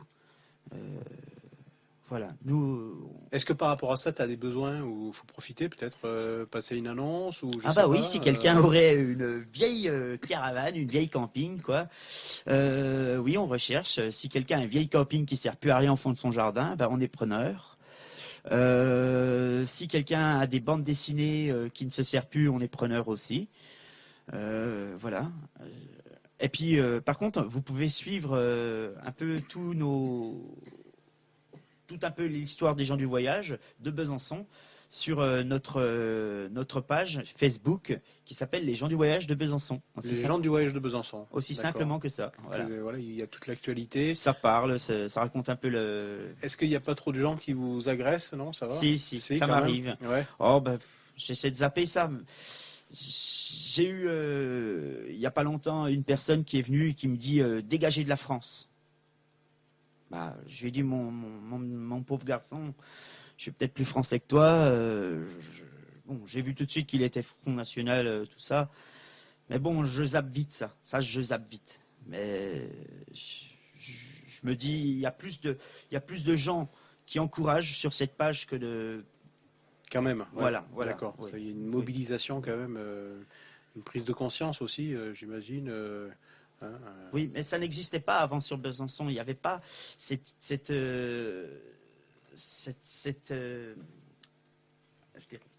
les gens du voyage, depuis qu'on a fait en octobre, là, qu'on les a défendus pour ne pas qu'ils soient expulsés, ont vraiment pris conscience qu'ils pouvaient d'eux-mêmes Ils essayer... avaient une capacité aussi Voilà. à pouvoir se mobiliser eux-mêmes. Et ça, ils l'ont compris. Et depuis, je pense que les choses bougent déjà. Ouais. Parce que malgré tout, quand ça fait 30 ans, tu disais, qu'ils sont installés à la Malcombe, et bien avant, quand il y avait les founotes avec les communautés maghrébines, du coup, ça a quand même tissé des liens, non avec, Il y a même eu des mariages. Voilà, c'est il y a ça. eu des donc, mariages, oui. Ces gens-là, ils sont... il y a, ça... de grands liens. À Besançon, on a ces deux communautés, les communautés maghrébines et la communauté gens du voyage, elle a été très proche pendant longtemps, hein, où Founote, les familles vivaient entre eux et les gamins jouaient ensemble. Il n'y avait pas de soucis particuliers. Bon, bref, il y a eu des mariages. Mhm. C'est vrai, c'est bien ça. Oui. Alors Pascal, toi, comment tu te positionnes, comment tu agis justement, comment tu souhaites intervenir, comment tu penses qu'il faut peut-être mettre en place des choses, ou comment ça peut... En plus, on est dans une période des élections là. Bon, moi, les périodes d'élection sont jamais les périodes qui me passionnent le plus. Je dirais, voilà. Il n'y a pas C'est Pascal, ça. Voilà, non, mais voilà, c'est. Je m'y attends pas que grand chose change par les élections. Et j'ai l'impression qu'autour de moi, ceux qui y croyaient, y croient de moins en moins. Par contre, c'est un peu ce que je disais au début. Je pense que toutes les luttes, tous les combats qu'on peut mener contre les discriminations, qu'on peut mener contre le fait qu'il y ait des personnes qui soient que des problèmes, par exemple pour se loger et tout ça, elles renforcent aussi les autres combats contre les discriminations. C'est pas ou contre les injustices en général. C'est pas comment je vais dire d'essayer de trouver qui est le plus victime d'injustice. C'est-à-dire qu'à chaque fois qu'on réussit à combattre une injustice, en fait, ceux qui sont victimes d'injustice, même s'ils ne sont pas des gens du voyage, même si ce n'est pas des Roms, même si c'est d'autres personnes qui en sont victimes, sont aussi renforcés pour mener le combat qu'elles ont à mener pour avoir accès au logement, pour avoir accès à une vie décente, pour avoir à mener des combats contre le racisme ou contre les discriminations. Je crois que vraiment tout est lié et que derrière, c'est, je dirais, un combat pour l'humanité en général. Ouais, et puis on a quand même un problème avec cette histoire de nomadisme quand même en France, non? Et même en Europe, non? Je dirais, moi, à mon avis, le nomadisme, c'est quelque chose qui, en Europe, aujourd'hui, est ultra minoritaire. Dans la communauté qui est appelée gens du voyage à Besançon, il y a très peu de nomades. C'est même des gens qui voyagent moins que, je dirais, le petit bourgeois, classe moyenne, qui part en vacances 2 ou 3 fois par an, qui bouge pas beaucoup, qui sont sédentaires. Les Roms, puisqu'on a tendance à assimiler les deux dans les discours politiques, l'immense majorité des Roms, à plus de 90%, sont sédentaires, mais depuis des siècles et des siècles. Si on prend la Roumanie, par exemple, ils ont été esclaves. Donc il y a guère moins nomade qu'un esclave qui n'a pas le droit de se déplacer tant que son maître ne se déplace pas. Et ils ont été esclaves juste quelques années après la fin de l'esclavage aux États-Unis pour les Noirs. Même dans les monastères. Dans les monastères, avec des ventes d'esclaves et tout ça. Donc c'est des populations qui ne sont pas du tout, qui sont plus, je dirais, nomades depuis longtemps, même si après qui parfois avaient des métiers, où je pense en Hongrie par exemple, il y avait des Roms qui étaient vendeurs de chevaux, qui se déplaçaient donc de marché en marché, mais c'était lié à certains métiers. Et aussi des discriminations qui ont poussé au voyage, puisque toute l'histoire des tziganes, pour prendre le mot le plus générique, ça a été d'être chassés d'un pays à l'autre, parfois pour chaque pays les accuser de travailler pour l'autre pays. Et c'est en ça, je pense qu'il y a une histoire en plus commune entre l'anti-tziganisme et l'antisémitisme, dans ces deux racismes, qui même au bout de, je dirais, 5 siècles de vie dans un village d'une personne qui est désignée gens du voyage ou qui est désignée comme juive, dans des périodes de racisme ou de nationalisme fort, il va trouver quelqu'un qui va dire « Ah oui, mais lui, c'est pas un vrai national ». Je ne sais pas si vous voyez ce que je veux dire. Et c'est vrai que c'est deux histoires qui sont en plus très parallèles en Europe. Par contre, moi, Pascal, je te le dis, hein, je me bats pour sauvegarder le voyage. Hein. Ça, c'est clair et net. Il est hors de question que les gens du voyage qui voudront se sédentariser, c'est leur problème. Ils le feront. Mais moi, je me bats pour sauver ce mode de vie. Voilà. J'ai rien contre ce mode de vie, mais je veux dire qu'aujourd'hui, il y a parfois une tendance à dire, par exemple, pour les Roms, en disant oui, mais c'est leur mode de vie d'être dans des campements. Leur mode de vie, c'était d'être dans des villages en Roumanie et de fuir la misère. Et qu'aujourd'hui, il y a des problèmes de misère et tout. Après, ceux qui veulent... j'ai rien contre le mode de vie des gens du voyage. Ça, je m'en doute, Pascal, mon pote. En tout cas, ça fait partie des revendications que vous souhaitez conserver. Hein. C'est parce que il y en a qui sont sédentaires, mais il y a cette idée quand même de pouvoir voyager. Le mode de vie, on veut le sauvegarder. Voilà. Ça, c'est on en parlait un peu avec la saline. Je pense que aussi une des revendications qui serait importante, c'est une reconnaissance au niveau européen. Ça commence à se faire du génocide, qui n'est toujours pas reconnu vraiment officiellement dans l'ensemble des pays d'Europe, en gros de la France jusqu'à la Russie, où de façon parfois différente, il faudrait presque refaire une émission. Le génocide de Tzigane, on l'appelle le Samudaripen. Pour la communauté juive, c'est la Shoah. Et pour les Tziganes, c'est le Samudaripen. Voilà. Ouais, ça n'a jamais été vraiment. Non, c'est pas bien. Après, il n'y a pas eu d'homme, en tout cas politique, qui l'a porté, ou d'homme tout court, non? En tout cas, dans cette reconnaissance. Ça commence seulement. L'Allemagne l'a fait, par contre. Hein. Oui, en Allemagne, ça commence. Alors, depuis que les derniers survivants sont morts, puisqu'ils n'ont pas, il n'y a pas eu de, même si. Est-ce qu'il y a quand même une transmission? Est-ce que toi, tes parents, est-ce que ça continue à en parler, ce désir de vouloir? Moi, par contre, j'ai beaucoup appris sur ça. Hein. Moi, j'étais déjà tout jeune, hein, je ne sais pas d'où ça venait. J'ai interrogé la grand-mère sur ça. Mais comme je vous l'ai dit, bien sûr, j'ai rencontré notre Raymond Gurem, qui lui a été interné au camp de Cholet, Montreuil-Bellay. Avec toute sa famille, il avait 12 ans, il s'est évadé. Il a écrit un livre, d'ailleurs, Interné aux nomades. Et lui, il s'est évadé. Et à pied, il a fait des kilomètres et il est revenu la nuit dans le camp d'internement pour amener à manger à sa famille. Et il ressortait et il rentrait au péril de sa vie. Et quand je lis son livre, c'est sûr que c'est prenant. Parce que je me dis, vraiment, ils ont souffert, ces pauvres gens, parce que pendant presque un an, ils ne leur ont pas donné un seul vêtement pour changer leurs vêtements dès le premier jour qu'ils sont rentrés. Alors, il faut imaginer, au bout d'un an, ils étaient en guenilles, quoi. Ils étaient en guenilles. Ouais, bref. J'espère que la France va reconnaître l'internement normalement. Ça devrait changer à partir de cette année. Et même au niveau de l'Europe, il y a des choses qui vont se passer cette année, normalement. Voilà. D'accord, des choses qui devraient avancer, Voilà. qui devraient évoluer. Ouais. Tu parlais d'ouvrages, il y en a un qui s'appelle Nous sommes tous des Roms Tziganes aussi, ce qui était pas mal, un ouvrage qui était paru cette année, là, en début de l'année dernière, qui est d'Alain Forest. Donc, Oui. donc il y a aussi une façon d'aborder aussi les choses et de, je sais pas s'il n'avait pas été invité à Besançon d'ailleurs. Voilà, il y a quelques temps, j'ai fait une émission avec Filippo Bonini, donc qui a fait une thèse sur les tziganes et la musique et l'empathie. Donc là, c'est plutôt l'aspect musical de la musique tzigane où il expliquait qu'on fait toujours appel à eux pour les cérémonies. Oui, je suis d'accord avec vous. J'avais une amie qui est une danseuse. On parlait un jour comme ça, une très grande danseuse de tzigane. On parlait même la plus grande du monde. Oui, c'est une amie.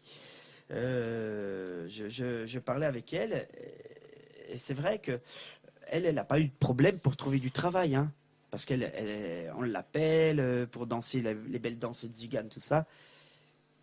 Et après, c'est sûr que c'est parce qu'elle propose ça, mais elle sait très bien qu'il n'y a rien d'autre. C'est tout ce qu'ils veulent, quoi. C'est la danse. Et puis autrement, si elle irait chercher un travail autre que sur sa danse, elle sait très bien qu'elle n'aurait pas du tout, elle n'aurait pas les mêmes propositions d'emploi, quoi. Ouais, ce serait. Moi, parfois, alors j'aime beaucoup la musique tzigane et tout, la danse, mais j'ai un peu l'impression quand on le met vraiment beaucoup en avant, c'est un peu comme pendant les grandes périodes de discrimination, jusqu'au mouvement des droits civiques aux États-Unis, avec les Noirs et le sport. Mm-hmm. C'est qu'ils pouvaient avoir une reconnaissance sociale s'ils étaient boxeurs ou coureurs. Bon, les choses ont un peu évolué, mais pas dans, je dirais, l'ensemble de la société. Je ne sais pas ce que tu en penses, Rémi. Non, mais je suis d'accord avec toi. De toute façon, à l'heure actuelle, en France, je parle les gens du voyage. Cette année, normalement, ça devrait changer.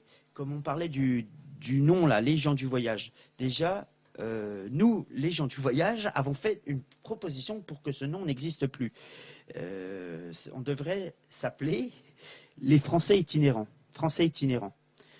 Je sais, ce mot français surprend, mais il y a chez les gens du voyage une réelle souffrance quand on les compare depuis toujours avec les migrants, alors qu'ils sont français depuis des centaines d'années. Et je vois même pas je vois même pas le sujet. Un jour, je parlais avec un ami, il me disait oui, les gens du voyage. Puis moi, je lui dis mais ça fait 800 ans qu'ils sont en France. Puis il me regarde comme ça, mais il me dit mais attends, je vois pas l'intérêt de dire 800 ans. Est-ce que Sarkozy, tu as été lui demander combien de sa famille, ça faisait de centaines d'années qu'ils étaient en France? Non, ça faisait juste une génération. Et pourtant, les gens du voyage, ils sont toujours en train de se justifier. Ils sont français. Et la langue, le Sinté, la langue des Mahanouches, elle est rentrée au patrimoine culturel de la France l'année dernière par Aurélie Filippetti. Voilà. C'est la culture. Ouais. Donc, voilà ce que. C'est en ça, quand je faisais la comparaison avec l'antisémitisme, c'est vrai que quand Rémi disait que sur la page Facebook, il y avait des messages du genre quitter la France, ouais. C'est des choses qu'on peut entendre, comme par exemple si on demande à quelqu'un qui aurait des origines juives, oui, pourquoi tu vis pas à Tel Aviv? C'est quelque chose où on a l'impression que même au bout de 2000 ans, où on va toujours reprocher de ne pas être un vrai national, entre guillemets, avec tout ce que... Ah oui, je suis d'accord avec toi. Ouais. Ou Mais alors, est-ce que ça, c'est pas vrai pour toutes les personnes qui sont issues de l'immigration, même, bien sûr. non? Oui, mais est-ce que les gens du Ouest sont issus de l'immigration? Non, ils sont français, ça fait plus de 800 ans.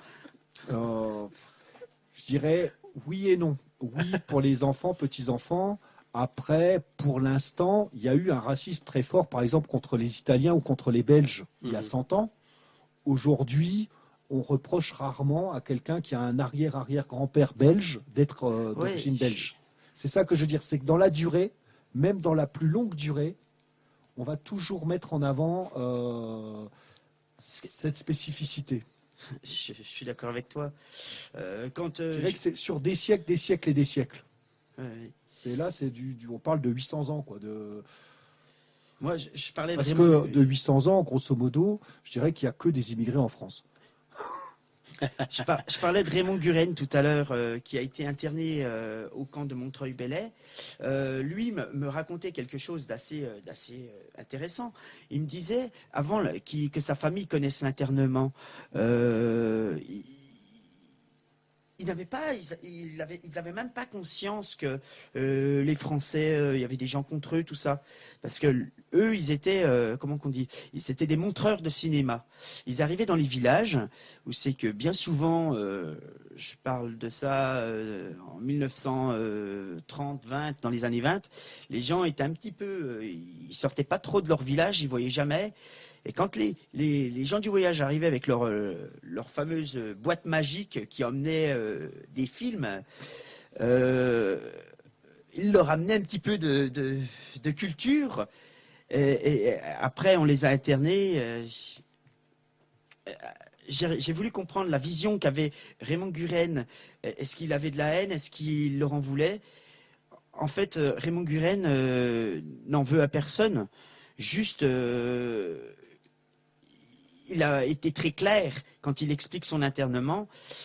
Il explique bien que dans le camp de Montreuil-Bellay, c'est bien des Français qu'il battait, c'est bien des Français qu'il insultait, c'est bien des Français qui faisaient du mal à sa famille.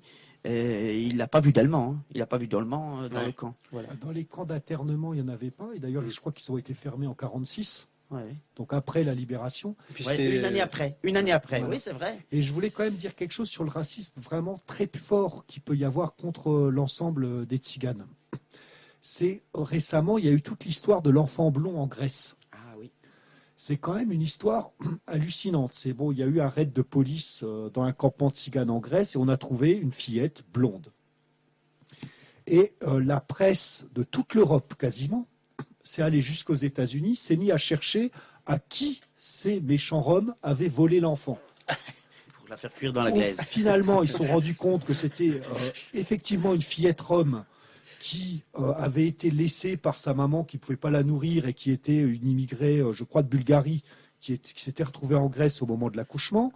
La gamine, il n'y a eu aucune maltraitance qui a été avérée. D'ailleurs, la presse n'en a pas parlé, mais ils sont allés jusqu'à trouver, il y a une vidéo qui circulait sur YouTube, pour dire, regardez, il l'a dressée pour qu'elle danse comme un ours, et on voit une fête dans un campement tzigane, où la gamine, elle danse, comme je dirais, n'importe quelle petite fille de 5-6 ans va danser dans un mariage ou un baptême. Tous les gamins roms dansent. Non, mais tous les gamins.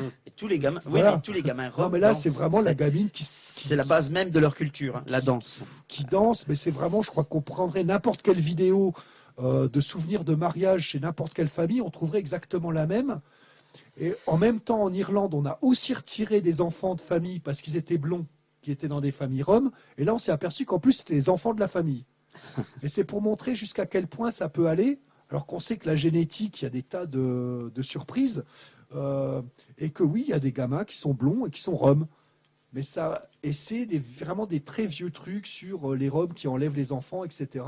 Des très vieux clichés racistes qui durent depuis des siècles.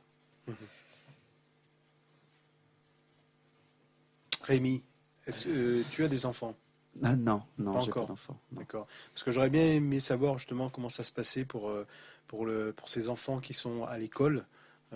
par exemple à la Malcombe, pour certains d'autres qui sont, quand on communique comme ça sur d'autres personnes, en les traitant un peu de tout, en voulant les mettre dehors. En plus ça, on fait ça un 30 décembre.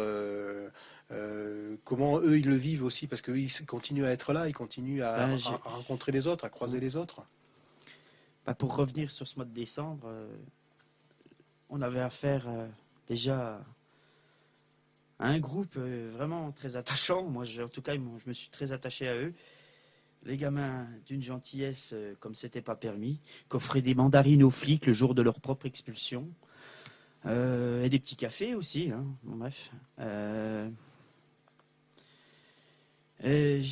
Franchement, pour moi, c'est un peu une blessure aussi, hein, ça, ce qui s'est passé, parce que c'est sûr qu'on avait fait un beau travail pour que ces gamins soient scolarisés.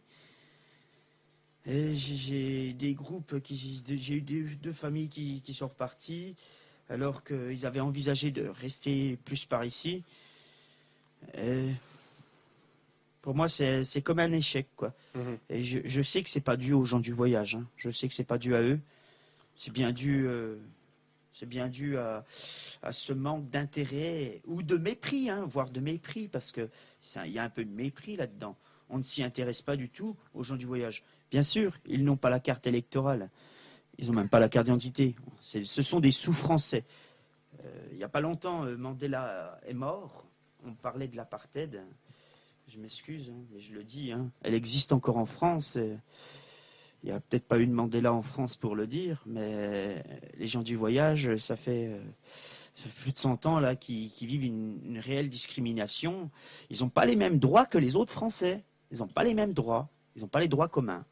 Donc, moi, à l'heure actuelle, je me bats pour leur faire avoir des droits, ni plus ni moins, et qu'on arrête un petit peu de les mépriser, quoi, qu'on les considère comme tout le monde, des gens normaux. D'ailleurs, la phrase de notre association, d'où la bonne complémentarité avec moi et Pascal, hein, la phrase de notre association, c'est faire tomber le mur de la méfiance et de la peur qui séparent nos deux cultures. C'est juste faire tomber ces monticules de terre qui sont devant la Malcombe et inviter les gens à venir. D'ailleurs, ça me trotte dans la tête. Je crois bien que cette année, je vais peut-être faire une porte ouverte à la Malcombe et inviter les gens qui le veulent à venir rencontrer les gens de la Malcombe. Et là, ils verront bien que ce sont des gens bien, quoi. C'est comme dans un immeuble, hein. Dans un immeuble, il y a des gens bien, il y a des gens mauvais. La Malcombe, c'est juste le reflet de la société. Les gens qui y sont, c'est... Et puis ils n'ont pas choisi d'être à la Malcombe non plus. Oui. Bon, à la Malcombe, il y a une famille avec un enfant qui a la mucoviscidose. Ils ont un rêve, Je parlais avec la dame l'autre coup, hein. Elle me parle de sédentarité, elle me parle de maison. Moi, ça me fait mal parce que c'est vrai que j'ai envie que ce mode de vie, le voyage, soit préservé. Mais je crois que cette dame, elle ne va pas avoir le choix.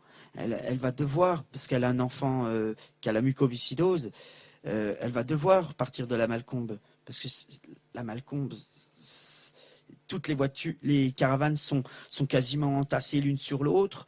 Il y a des branchements un peu sauvages qui se font. Oui, c'est logique, hein, vu qu'on ne met pas l'électricité à des familles qui n'ont pas l'argent. À l'heure actuelle, je vous l'ai dit, hein, il y a 2 familles avec des enfants qui n'ont pas d'électricité et d'eau à la Malcombe. Voilà. Alors, est-ce qu'on va donner peut-être un contact ou un site si on veut vous contacter? D'abord, il y a votre histoire par rapport à la caravane livre, mais par rapport aussi à ce qui va suivre par rapport à cette actualité, hein. Donc, on le rappelait de cette expulsion, et puis il y a la suite aussi. Comment on envisage la suite par rapport à la façon dont on va aborder les choses de cette scolarité des gens du voyage? Est-ce qu'à un moment donné, est-ce qu'on va va entreprendre vraiment quelque chose de concret. Alors, je sais qu'il y avait des gens un peu dans la région parisienne qui travaillaient sur, voilà, vous parlez tout à l'heure des terrains familiaux, des habitats. C'est la solution. C'est ouais. la solution en ce moment. Il y a pas mal de projets qui ont été proposés par des sociologues, par des urbanistes, des architectes aussi. Comment ça se fait qu'on les écoute pas, quoi? Qu'est-ce qui est... Non, mais l'histoire des terrains familiaux, hein. Moi j'en parle avec les gens du voyage, ils me disent ça fait 15 ans qu'on nous promet ça. Ça fait 15 ans. Mais l'idée, elle est là. Hein. Puis d'ailleurs, je crois que même le Grand Besançon, ils ont pris conscience. Ils savent que c'est ça qu'il faut. C'est des terrains familiaux pour les gens qui sont à la Malcombe. Ben, vraiment, ça doit traîner derrière. Puis faut les trouver, les terrains. Puis... c'est les gens du voyage, on va pas y mettre d'une autre. Je pense que c'est surtout ça. Je pense que ça doit traîner des pieds parce que ce ne sont que des gens du voyage. Ou alors, ils essayent de les user, de les fatiguer, les gens du voyage, pour qu'ils finissent en HLM, quoi. C'est peut-être leur volonté, hein, c'est peut-être leur volonté. Mais bon, je pense je pense qu'ils préféreront rester à la Malcombe que de s'entasser dans un HLM. Ça... Et est-ce qu'avec les élections européennes qui approchent, est-ce qu'il y a la vision européenne justement, est-ce que ça peut faire bouger un peu les choses et les lois, ou alors ça va être plutôt dans le sens inverse? Parlant de, ouais. Au niveau de certaines jurisprudences européennes, dans la Cour européenne des droits de l'homme à Strasbourg, c'est vrai qu'il y a eu plusieurs fois des condamnations de villes françaises ou d'autres pays. Oui. Après, sur le changement, je dirais, général, il y a parfois de très beaux discours. Comme mais que ce soit en France ou que ce soit dans les autres pays, y compris d'ailleurs Roumanie, Bulgarie, qui viennent de rentrer complètement dans l'Union européenne, mais aussi les pays comme la Hongrie, où là il y a une discrimination qui est vraiment atroce qui se met en place avec l'extrême droite qui est au pouvoir, ou les pays du Nord et tout ça. On va retrouver grosso modo, je dirais, le même problème, le même type de discrimination à l'encontre des populations, je vais dire dites du voyage, puisque c'est parfois à l'encontre tu sais, non, mais attends, tu peux le dire le mot. Au niveau de l'Europe, ils disent Rome. Oui. D'ailleurs, il y a le remède. Tu peux le dire. Au niveau de l'Europe, tu peux non, dire c'est Rome et autres gens du voyage. France, par contre, tu dis devant moi, tu dis gens du voyage. Mais au niveau de l'Europe, tu peux dire. On parle de remède alors, c'est ça? Ouais, de remède, voilà. Y compris d'ailleurs dans des villages, c'est pour ça que je disais que c'était même pas une question de nomadisme ou de sédentarité, des villages où il y a des majorités de Roms depuis 500 ans. Oui. Très bien. Merci en tout cas d'être passé nous voir. N'hésitez pas. Vous savez que voilà, la porte est ouverte. Si vous avez besoin de venir parler, exprimer les choses, quand vous aurez votre caravane livre, ce sera peut-être l'occasion de, comme on l'a fait pour cette caravane école, de faire peut-être un reportage, raconter un peu ce qui se passe, et puis si vous organisez votre journée porte ouverte, on se propose de venir animer en direct l'émission. Magnifique. Le jour de votre journée porte ouverte. On aura notre caravane livre, j'en suis sûr et certain. Voilà. Pour essayer de casser ces murs et d'éviter faire en sorte que ce monticule de terre ne soit pas de plus en plus haut.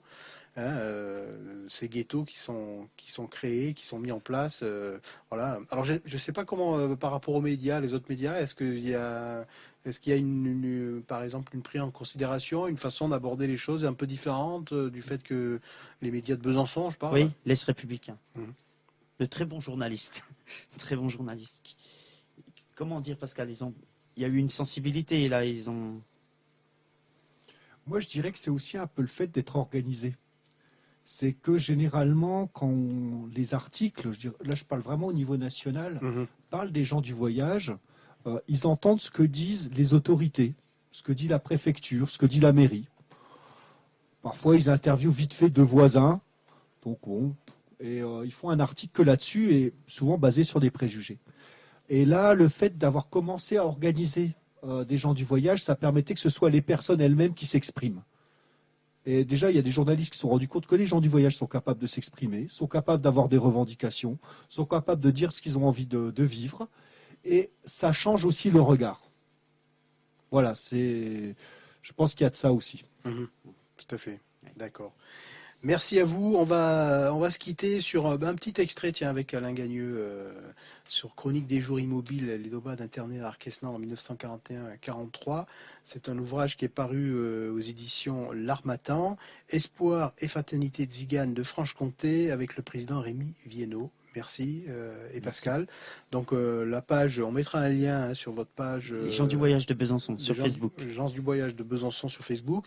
L'association Espoir Fraternité n'a pas de site ou. Si, il y a une page. Il y a une page bon, aussi. Je m'en sers pas beaucoup. Vous êtes plus beaucoup sur ma page, les gens du voyage de Besançon. De Besançon, voilà. Il y a pas longtemps d'ailleurs, on a vu un petit clip d'ailleurs. Il y a une vidéo, une chanson. Ouais, c'est vrai qu'on n'a pas pensé, on aurait pu la passer, tiens, on aurait pu la caler et la faire écouter à nos auditeurs. Merci à vous, et puis voilà, n'hésitez pas à nous solliciter. On mettra des liens aussi sur toute une série d'ouvrages que vous pouvez, pour ceux qui n'ont toujours pas fait l'effort. Vous avez proposé des ouvrages tout à l'heure. Interdit aux nomades de Raymond Curren. Voilà. Pascal, toi, tu as du... Comme ça, rapidement, j'en aurai deux. Il y en a un, ça s'appelle Maximov. Ça doit. Alors, Matteo Maximov. Voilà, Matteo Maximov. De ma grande amie, sa fille, Nouka. Je crois que c'est Les Chemins de la Liberté. C'est sur justement l'esclavage des Roms en Roumanie et aussi les révoltes. Ouais. Et j'en ai un autre comme ça en tête, c'est Claire Ozias, Samida Ripen sur le génocide. Ah, alors toujours Claire Ozias, qui est une amie aussi, Pascal. Rome, l'éternité et après. Un tout petit fascicule qui est magnifique, qui coûte 3 €. On peut le commander. Ça s'appelle Rome, Tzigane, l'éternité et après. Voilà. Alors, si vous voulez en savoir un peu plus sur le contrôle des Tziganes en France de 1912 à 1969, il y a un très bon livre d'Emmanuel Villot aux éditions Cartala, où il y a une série d'ouvrages. Ça s'appelle Le contrôle des Tziganes en France, voilà, puisqu'en 1912, il y a le Parlement français qui votait cette loi sur l'exercice des professions ambulants, avec toute une réglementation par rapport aux nomades, avec la peur pour la République. Donc ça permet un peu de voir un peu dans quoi est ancrée aujourd'hui notre histoire et comment on continue à cultiver des peurs, comment on cultive des peurs face au loup ou face à pas mal de choses. Merci Rémi, merci Pascal. On va écouter donc ce petit extrait là de ce passage avec Alain Cagneux, donc une émission aussi que vous pouvez écouter en ligne si vous ne connaissez pas cet ouvrage. Et puis on reviendra sur cet événement le 12 avril où j'imagine vous serez présents, Rémi et Pascal, à Arquesnan, à la Saline Royale. Je pense que ce sera un moment important où il risque j'espère en tout cas que les gens du voyage seront mobilisés pour y aller. Je vais passer le mot en tout cas. Voilà. Donc nous on essaiera d'y être. Merci à vous. Nous on se retrouve demain soir pour l'émission Sais-tu d'où je viens à partir de 18h. Je recevrai des étudiants en master de Kinshasa qui sont venus à Besançon pour étudier un master sur l'écologie et la santé et dans l'espoir, ce sont des médecins qui sont revenus faire des études dans l'espoir de pouvoir appliquer le travail qui est mené par les chercheurs ici à Besançon contre une maladie qui est transmise par les renards, essayer de trouver une façon de l'aborder par rapport à Kinshasa. Voilà, ce sera à 18h, Sais-tu d'où je viens. Merci à vous.